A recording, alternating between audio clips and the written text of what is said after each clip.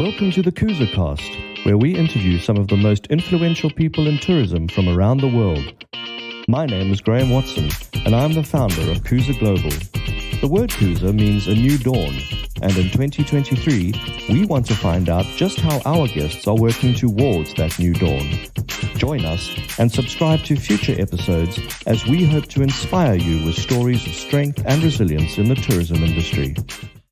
Hello, everybody, and welcome back to another edition of Kuza Cast. I am here today with my ex-boss, Mr. Craig Drysdale, who is now the Director of Sales and Marketing at ITT, Inspirations Travel and Tours, based in Westville. Hello, Craig. How are you today? Hi, Graham. Yeah, no, fantastic. Just suffering with the heat in Durban, as we know, the humidity levels are extreme, but other than that, good. Thank you for the invite. No problem at all. Yeah, Durban's having one of their typical Januaries, and it's lovely to see the great blue skies. That's the great thing about Durban. It's one of those year-round destinations, but certainly January and February tests a lot of people with their resilience to extremely hot weather. So I think we're going through that now. But yeah, so thanks for joining me. It's always great to have someone of your experience in the industry on the show. We've luckily had quite a few people, and I think the podcast is gaining some great traction. So I think we're going to get some good listeners all over the world listening to the story of how African businesses in particular are coming out of the pandemic and rising up again into what will hopefully be a fantastic 2023 for a lot of businesses. So for those who don't know who you are and what you've done in your career, it's an illustrious CV, I must say. So if you could take us back to the beginning in the mid-90s, how you got into tourism and how you sort of stepped up to where you are today. Thanks, Graham. Well, interesting. I think I'm one of those people that should never have got into tourism. So after studying, I majored in English and history, and my ambition then around 95, 96 was to be a lecturer, a teacher. You know, my family came from teaching background. But like most of us, as soon as we finished study, I needed a job to pay off most of our fees. And through an opportunity, landed up with a company called Springbok Capitalist, is where I really, sort of bit my teeth in and joined Springbok Capitalist in 1996. And went on to spend 17 years with Springbok Capitalist. And interesting, when I started, and it was really Springbok Capitalist for me was going to be a stepping stone for a year, and then I was going to go back to my ambition of teaching, and that never happened. But interesting, English and history was used, within the tourism space going forward. But I always like telling people that when I started off, my first job was an ops controller, so that was literally giving drivers waybills and loading waters onto coaches. And I did that for 6 months. And obviously must be pretty good at that, because then I eventually was offered an operations manager position that eventually became regional KZN manager, national GM. And then I was very fortunate around 2006, 2008 to actually be appointed as CEO of the Springbok Capitalist Coach Charter Division. And I did that up until 2012. From there, I then moved on, came literally working up in Johannesburg, came back to Durban and joined Thomson's Africa in 2013 as head of global sales. And that, of course, that's where I know you from. And yep. One of my colleagues for many, many of those years. And spent the next 7 years with Thomson's Africa and had a fantastic time with the company, looking after the head of global sales and doing what we needed to do. And then in November 2019, made the decision to go, was kind of out of my own, but join a company, Inspiration Travel and Tours, which incidentally is celebrating 40 years this year. It was created in 1980. Congratulations. 40 years, wow. 40 years. So, it's a business that does inbound, outbound, has a little bit of retail. And so joined them in, like I said, November 2019. And then 4 months later, I always joke and I say, then went on leave for 2 years because COVID came along. And so it was a fantastic company. Worked for them for 4 months, and then we were all sort of forced to leave for 2 years. But of course, everything is back. Yeah, that's a good way of putting it. And everything's back. Still with Inspiration Travel and Tours, head up the sales and marketing side, and Yeah, loving it. And it's just great to see that tourism, both in inbound and outbound, coming back very, very nicely. So we're very excited about that.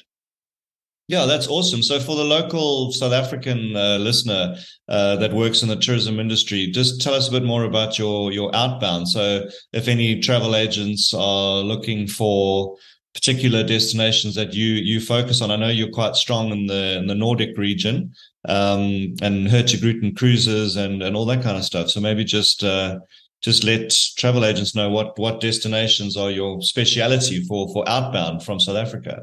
Yeah, look, primarily the business started off as an outbound operator, and then, of course, delved into inbound tourism as well. But our speciality, particularly over 30 years, has been Morocco, Egypt, Mediterranean, Turkey, Israel, Scandinavia.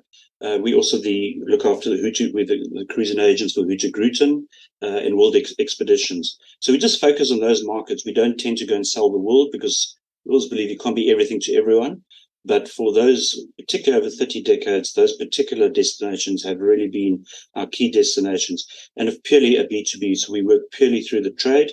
We work with all the major travel agencies within Southern Africa, as well as a lot of independent travel agents. But yeah, ITT is known for those outbound destinations, particularly on the outbound side.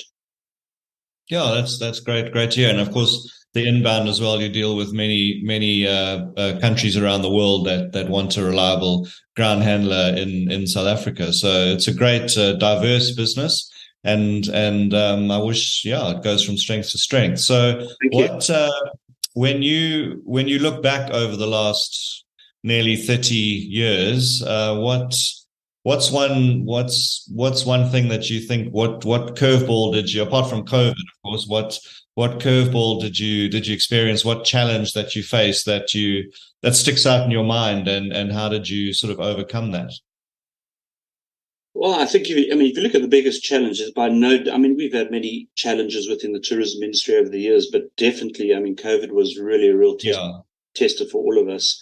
I always laugh. I said, if you look back and you ask me, how did we overcome it? So, if you go back to the old days when we had 9/11, the ash clouds, the water crisis in Cape Town, Ebola, we called those crises, and how we overcame those things.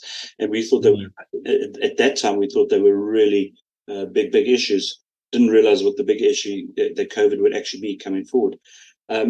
So, over the years, I would really say, those were the kind of in my sort of almost 27 careers of challenges we have faced, or I have faced, but certainly did not expect the COVID challenge. But as I said, it was a challenge. We had to find solutions within it as a business, as an industry, and we did that. Yeah. I think that's without a doubt is the biggest challenge that anybody's faced. I can't think of many other industries apart from obviously restaurants and pubs, which all fall under the hospitality, leisure that we all. Complete shutdown for months and months at a time, and then reopening, all hope, and then shut down again.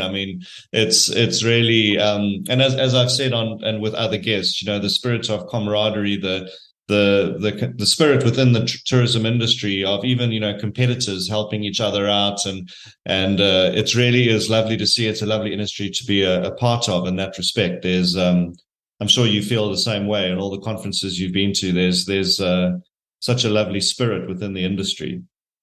No, absolutely. I think that spirit has always been there. I always say this industry is a big industry, but it's very small from a networking. A lot of people know one another, very supportive, within our supply chain. Like I said, there's so much products, destinations, and even competitors. At one stage, you rub shoulders with your competitors, you learn from each other, you support each other. Absolutely. Go forward. Yeah. I've always found that has always been a great inspiration. Some of our greatest mentorships or mentors have come from operators who we would consider opposition or competitiveness. But I think tourism has always been a very family orientated industry. What I mean by that is that we're not just numbers. We really know each other personally. And within that, it's not just colleagues. Some great friendships have formed, and great support going forward. And that is why it's not surprising when COVID came along and we had these open, then close, open, close, that there was such a reaction from the tourism industry. Everybody got together and really, fought the fight. And it was really just trying to get over some draconian rules that I guess government and certain things put in place. But having said that, we went through it, we stuck together, we pushed through it. There was obviously in the beginning a lot of carnage. There was a lot of emotional, trauma with people losing jobs, and there was a lot of jobs. And, there's one thing I said, if you look at all the industries, not just in South Africa, around the world, and tourism is always, when these big issues happen, we're always the first to go down and the last to come back. And while the world is moving and changing, particularly tourism is still waiting. So it's tough, but I think, just to go back what you said, I think that support of everybody within the industry supporting one another, for me, definitely stood out.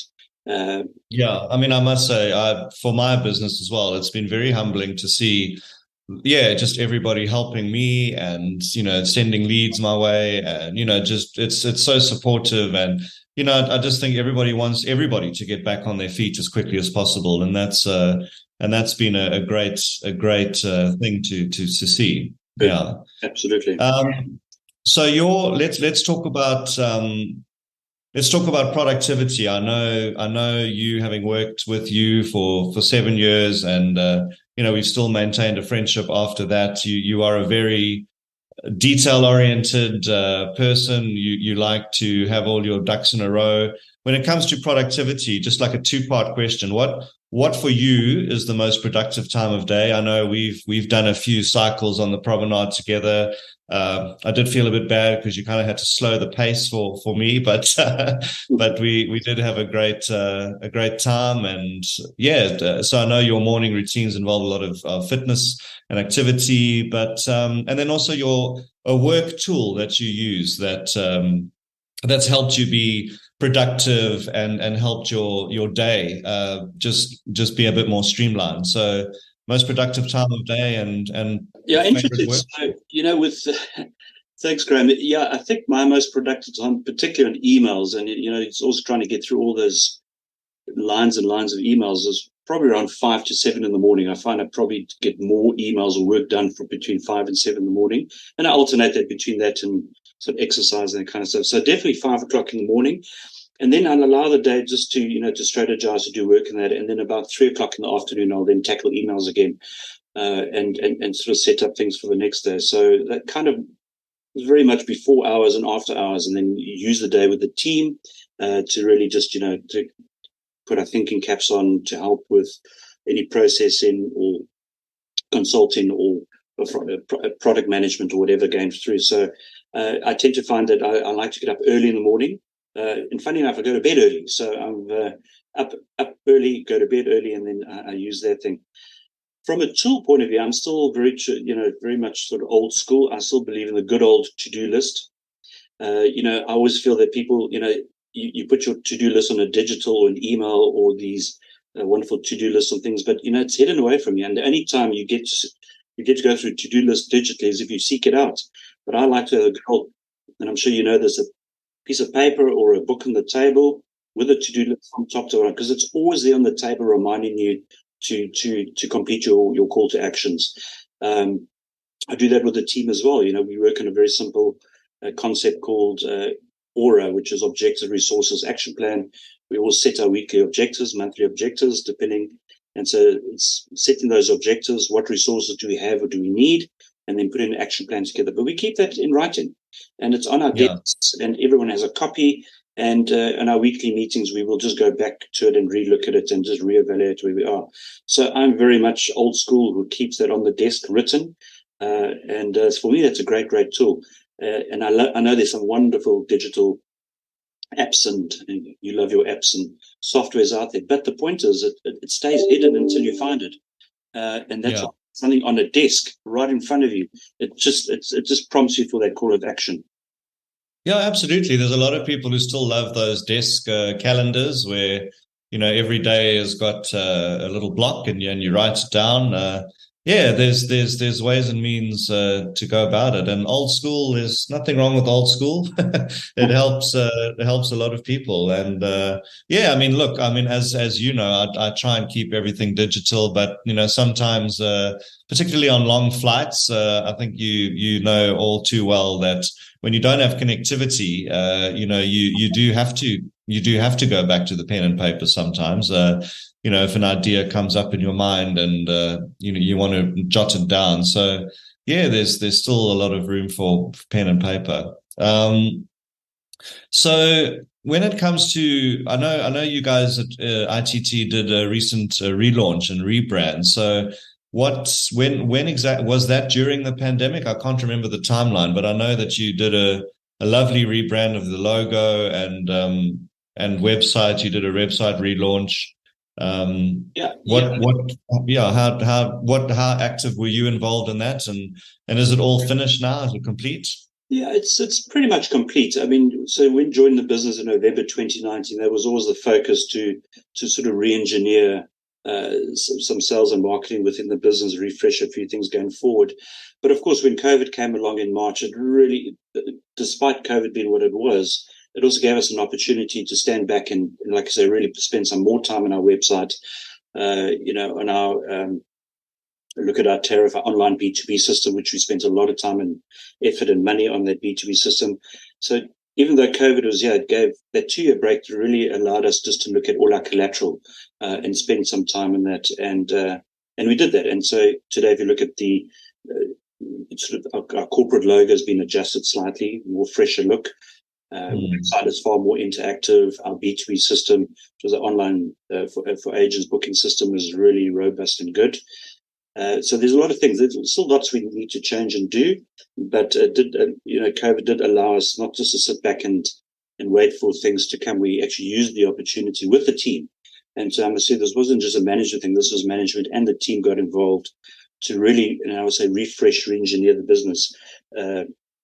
And so we've done that. And then great stuff is, last year we had a pretty decent year, which we were very excited about. Not quite back to 2019 levels, but certainly far better than what 2021 levels or 2020 levels were. And then coming into 2023, celebrating 40 years in tourism as a brand. So this year we're really excited about the 40-year thing.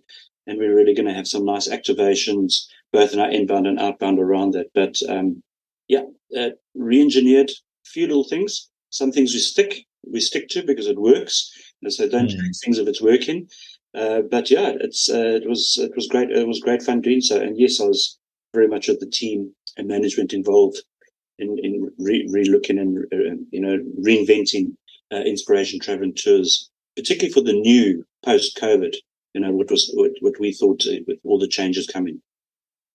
And just on those changes, there have been a lot.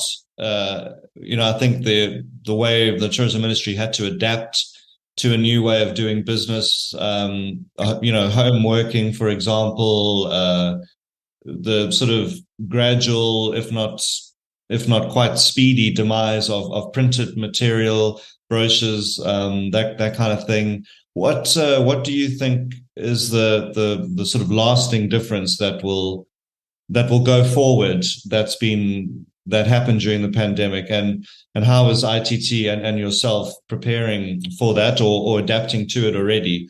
I mean, as I said, I know I can think of home working, brochures, but what do you think will never go back to the way it was, and is that a good or a bad thing? Graham, a couple of things. I think, the hybrid solution, working from between office and home is definitely, for me, is the big thing that stood out. Many years ago, we used to joke and said they should, when things were invented, we should have worked Mondays to Thursdays, and Friday, Saturday, Sunday should be in the weekend. So it should have been a 4-3 split, but also a 5-2 split. But the reality is when COVID came along, a lot of companies are looking at that. Inspiration Travel and Tours, we work Monday to Thursday, and at the office, we would be full time, and then Fridays we will be working from home. So we've literally just decided to take a 4-3 split. And it was interesting. I was looking at it the other day. In fact, a study, I think it was from Stanton University, that said a lot of people are moving this hybrid model, this 4-3 split. They're doing all around the world. Some companies did it even before COVID. And it was interesting, the results that came out there. So technically, people are getting 100% of their salary, but you basically only getting 80% of their time, technically in the office, even though they're working on the Friday. But what was interesting is by working on that 4-3 split, or people having that Friday, Saturday, Sunday, even though they're working from home on the Friday, that productivity increased 30 to 40%. So the shift is that people are starting to, yes, they're working from home, but they get a little bit more time to themselves at home, and they work in between. They can work at nighttime, early hours of the morning, and that. But it was interesting that from that study, it came out that the productivity and not just the productivity, but even people were healthier, happier, more motivated. And I think that's key. It's not, you think about 30, 40% more, it sounds like we're overworking people, but they were just generally more happier and loved the setup going forward. We've, of course, put this through to our team, and they were very excited for this. And I'm sure there were many operators who are doing very similar thing. A couple of things. Sorry, Graham, go ahead. No, I mean, I was just going to say that when it comes to attracting the top talent and retaining the top talent, you really have to think about the modern way of working now. And I think 2023 going forward, the expectation is that there's not going to be 5 days, not 8 to 5 or something in an office where because people have been able to adapt to work instead. I think for me that's going to be the lasting difference. I certainly have seen this in the UK when it comes to job descriptions. It's never before was it.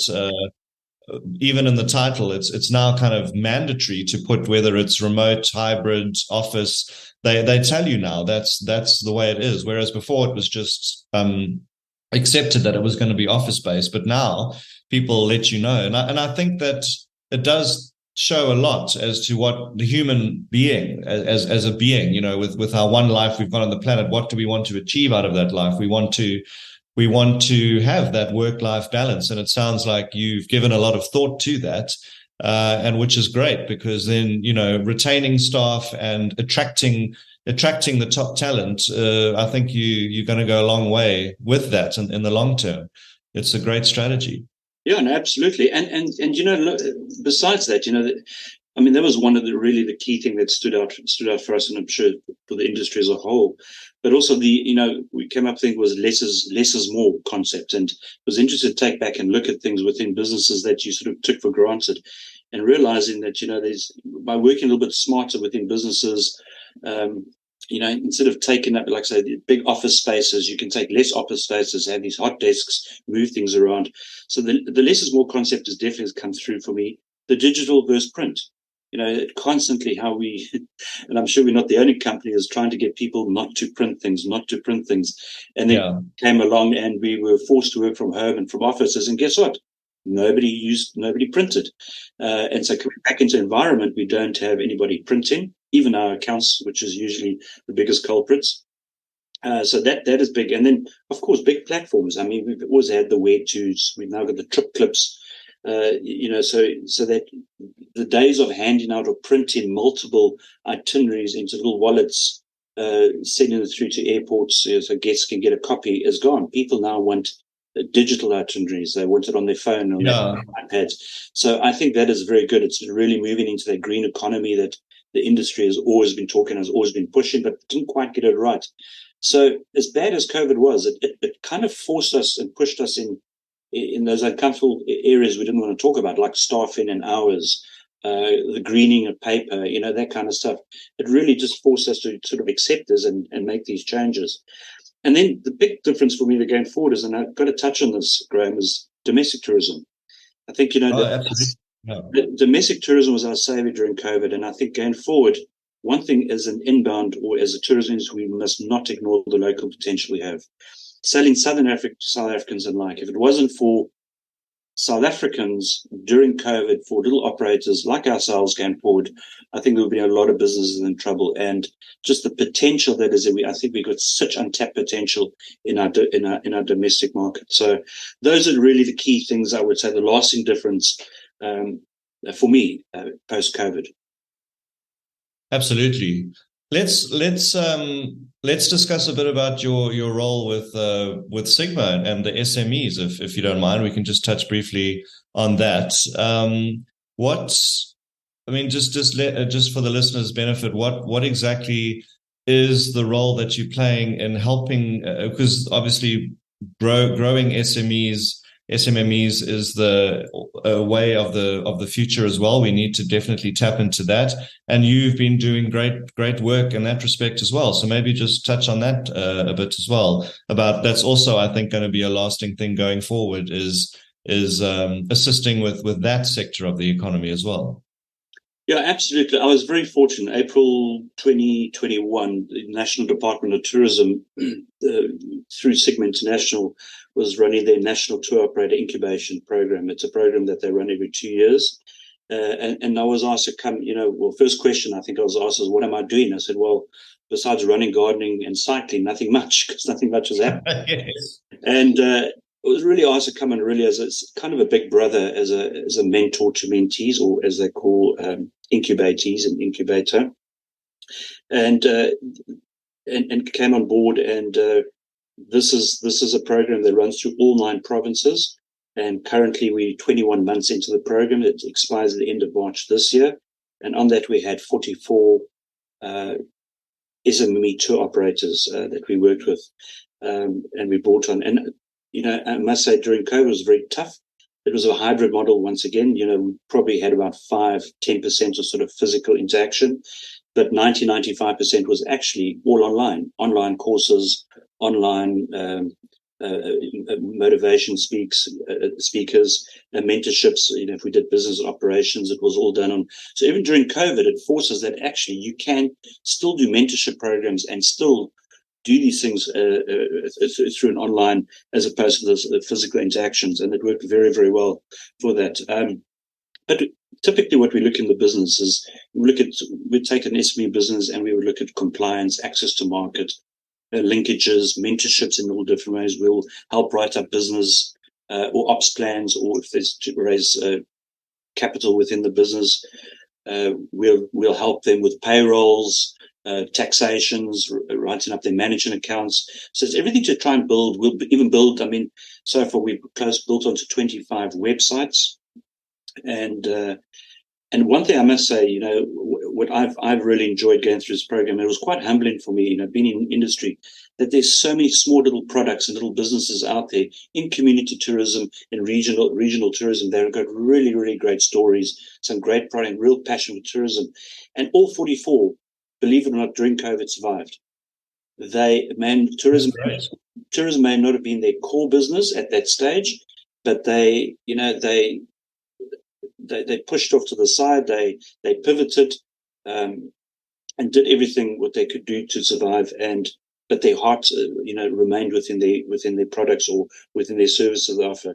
So it's been incredible. It's really, really been great. And we've got a lot of companies involved as well. We also created some workplace exposures.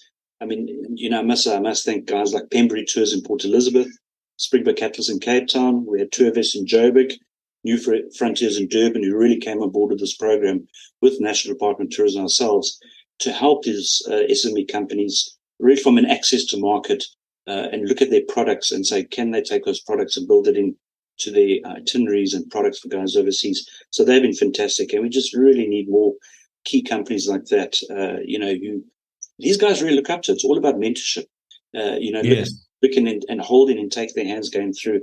And I think it's pivotal to the tourism industry or our economy going forward, is that entrepreneurship is really taken in a serious light and taken through. So it's been fantastic. I've been involved in the program 21 months. I've got 3 months left, and very sad to leave it. But it's been an incredible journey and very fulfilling to be involved with people's businesses as personal as we have, and really taking the guys from nothing to companies that are really, really doing well at the moment. And it's just refocusing, realigning their businesses going forward. Yeah, that's awesome. I met a few of them around about the Indaba time last year in Durban. You introduced me to some of the team that you were helping, and it was some lovely products. And I think we all know that tourists are looking to have that experience. Obviously, they want to do the main tourist sites, but I think tourism itself is definitely changing and to become more immersive and cultural, and people want to have experiences rather than just walking past the sites, taking a photo, and getting back on a coach. They want to do a lot more with their time and yeah. I mean, I just think humanity is pulling together in a way. I think that's, if we can look to any positive that's come out of the pandemic, I think that, just the general spirit amongst human beings is to try and help each other. And, you realize how vulnerable almost everybody is. And if we can all just do our bit to help each other, then I think, it's going to go well. So we've discussed a lot about what has been going well, all the lovely positivity that has been felt and is being felt. What do you think that there's anything that's still missing a trick that we still need to look at and focus on, or what can you identify that you think still needs to be focused on in terms of speeding up the growth of tourism? I listened to your podcast last week with Monica Hill, and she mentioned this, and it was quite interesting because I sat back, thought about the perception of South Africa as a destination, and she used that Afro-pessimism, and kind of sat back and I thought about that and thought that was actually a really cool word going forward, and I absolutely agree with that. But, so totally agree with it. And I think that's one thing we've got to really work on going forward, but not just as an industry, as a country going forward. But, for me, I think South Africa as a destination, we need to really invent ourselves. We need to re-engineer our offering again. I feel the new South Africa, the new South Africa Mandela Renaissance is now old tacky. We need to refocus on new things, bring in local community, new tourism products, true experiential experiences, and as I said before, support small entrepreneurs. Like I said, they have incredible stories and offerings. We really need to, and like I said, they really need to embrace this SME development, develop, build, and support. And I use a lot of words: re-engineer, rethink, re-embrace, reinvent, reunite, rewire, rewrite, redo, re-love tourism, and also re-love what we do. This should be shown, of course, I think inwardly, and of course through to the world again. So I really think South Africa's in an opportunity, and I think we've got to change anything, but we really just need to go back and just refocus. Where we are as a country, put that out there, and change those perceptions in many ways. That's unfortunately in some quarters are still very, very negative, sadly. But yes. This will come from the top, from government through to SA Tourism, through to tour operators. All of us involved in the tourism industry really just needs to reinvent and re-embrace. It's kind of a new offering to the world, I think. Yeah, of course. And I had Kwache Donkor on last week. The podcast has been released. He was episode 2, and he deals a lot with government folk, and he was at the Africa Leadership Tourism Forum last year in Botswana, and there was a lot of policymakers there as well. And I think that in my mind, what needs to change is the accountability of the policymakers, and making sure that there is more of a streamlined, less red tape, less bureaucracy in the paperwork that's needed in order to advance tourism. So there are still a lot of, perhaps draconian and bureaucratic practices that also need to be looked at in order to just open up the doors to being able to work, and even in terms of things like visas and all that kind of stuff. I think there has been a definite positive upswing in countries relaxing their visa rules in order to attract more tourists. So that's one of the things as well that's still. So I think bureaucracy needs to be relooked at, and if it's hindering tourism, really look at it and see why it's there. It may have been needed many years ago. No one's thought about changing it, but I think a lot of things need to be relooked at. Permits for vehicles, all that kind of stuff is a long-lasting thing that needs to be looked at too. So let's hope in the next few months. I think, Graham, just to add on to that, I think between you and I and the industry, and I think it needs to be said, is we know what all the issues are. We know where all the all the hindrances that are. So we know all these things. I think it's just we're in a position we just got to get it done. At the end of the day, if you really want to increase, to hit those 2030 numbers that we have set ourselves from government, or to hit those tourist numbers, these obstacles, as you mentioned, just has to get sorted. So it's no question. It's not even time to debate. Just get it done. And, that has to come from the top down.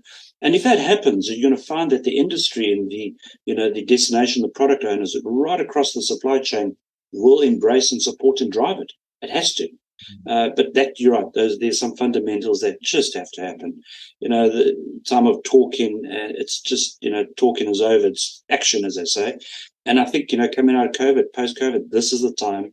If we're going to do it, we must do it now and do it fast. Yeah, and I must say that I think there is the spirit of that. I think, the days of having these huge conferences all over the place and everybody talks about what needs to be done, and then a year later, there's still nothing that's been done. I think there's definitely more accountability now, and people are saying, come on, let's get it all done. We need to get a move on here. So I definitely have noticed that as well. Well, thanks, Craig. It's been absolutely lovely chatting to you and getting your opinion on the past 3 years and the way forward for the next 3 years. What's the best way for people to get in touch with you, if particularly on the mentorship side as well as the inspirations, travel and tours side? Just the website and your email address would be great. I guess, my email address, Craig, it's very easy, craig@itt.co.za, and that's India tango.co.za. And then our website, www.itt.co.za. Graham, thank you very much. It was wonderful talking to you. Some interesting questions. I had to really think there quite hard. But good. Maybe I could get a job on Hard Talk lately. Who knows? If tourism doesn't work out for you, you can always go on radio. Yeah, great. Thanks. I'm sure it will. But Graham, thank you very much. I do appreciate that. Thank you. Thanks, Craig. Thanks a lot. We will catch up again soon. I'll end the meeting now and give you a shout a bit later. Thanks so much, Craig. No problem. Cheers, Graham. Bye. Bye. Thanks for listening. And if you enjoyed the conversation, then please subscribe, leave us a great review, and even check out our Patreon page. Until next time, I'm Graham Watson, and thanks for listening to the Cruiser Cast.